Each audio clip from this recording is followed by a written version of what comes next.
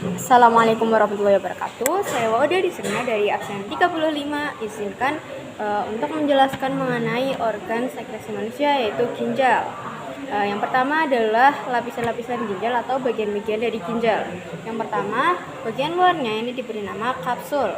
Dan yang berwarna putih-putih ini adalah medula. Dan di dalam medula ini ada banyak nefron loh. Dan di nefron itu lah terjadi sekresi ginjal. Lalu ada juga untuk saraf-saraf ini diberi nama korteks. Dan yang merah-merah ini sebut saja helix. Dan yang biru-biru ini adalah pelvis renalis.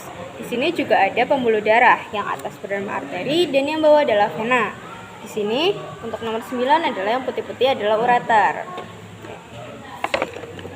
Dan di dalam nefron itu sendiri juga ada yang namanya lengkung Henle. Dan lengkung Henle ini dibagi menjadi dua, yaitu lengkung Henle menurun atau descendant dan lengkung Henle ke atas atau ascendant. Dan untuk lengkung Henle descendant atau ke bawah itu sifatnya adalah hipotonik atau cair. Jadi disitulah terjadi penyerapan air.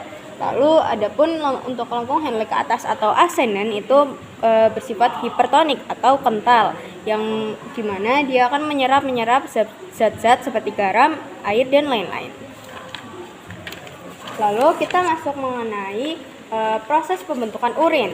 Proses pembentukan urin sendiri itu ada 3. Yang pertama adalah filtrasi, yang kedua adalah reabsorpsi, dan yang ketiga adalah augmentasi. Yang pertama adalah filtrasi yang terjadi di glomerulus dan kapsula Bowman. Untuk di glomerulus dan kapsula Bowman ini nantinya akan terjadi penyerapan darah, yang dimana dia akan memasuki glomerulus. Darah akan memasuki glomerulus, lalu akan memasuki kapsula Bowman. Saat darah melewati glomerulus, tekanan darah itu akan naik, dan air dan komponen sukar larut lainnya itu melewati pori endikalium kapiler, lalu melewati juga yang namanya kapsula Bowman. Dan di filtrasi ini nantinya akan menghasilkan yang namanya urin primer. Kita lanjut ke bagian yang kedua, yaitu reabsorpsi. Di reabsorpsi ini terjadi di tubulus contortus proximal dan lengkung Henle dan sebagian tubulus contortus distal. Jadi setelah melewati tahap filtrasi, nantinya di tubulus contortus proximal akan ada penyerapan atau reabsorpsi glukosa 67% Na+, ion klorida, air, dan lain-lain, yang nantinya filtrat tersebut akan menuju ke lengkung Henle. Dan di lengkung Henle ini akan ada sekresi aktif ke jaringan-jaringan sekresi lainnya, ke jaringan-jaringan yang lain. Lalu setelah reabsorpsi nantinya akan menghasilkan urin sekunder.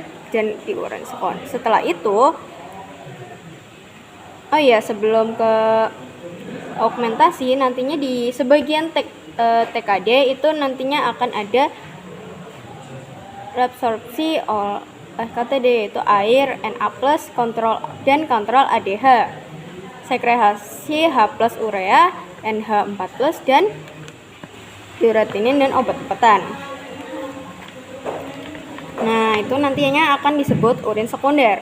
Lalu lanjut ke tahap yang ketiga, yaitu augmentasi yang terjadi di KTD atau tubulus. TKD maksud saya adalah tubulus contortus distal. Yang di sini dimana akan ada penyerapan Na+, Cl- dan urea, sehingga menghasilkan urin yang sebenarnya. Sekian dari saya. Wassalamualaikum warahmatullahi wabarakatuh.